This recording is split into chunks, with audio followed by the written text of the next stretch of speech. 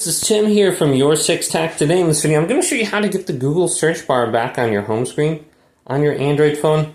So depending on the version of phone that you're using, it's very easy. All you have to hold down is on the open space here, and you can just go to a widget and add a widget back to your screen. And this widget is going to be one of our Google widgets. It could be Google search. So we can just go down to Google right here and tap it. And you can see Google search right here. We can just tap it and add it to our home screen. So you can very easily get it back to your home screen just by using this. So if this doesn't work and you got like a Google Pixel or something like that and you're not able to change the settings, you need to go to the Google Play Store and go to search and get the Microsoft launcher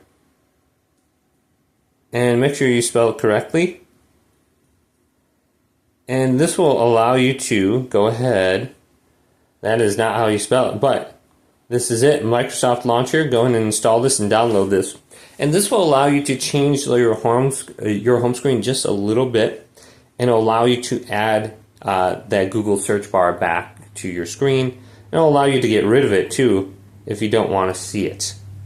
So just go here and just check it out, Microsoft Launcher. Hopefully this video did indeed help you out.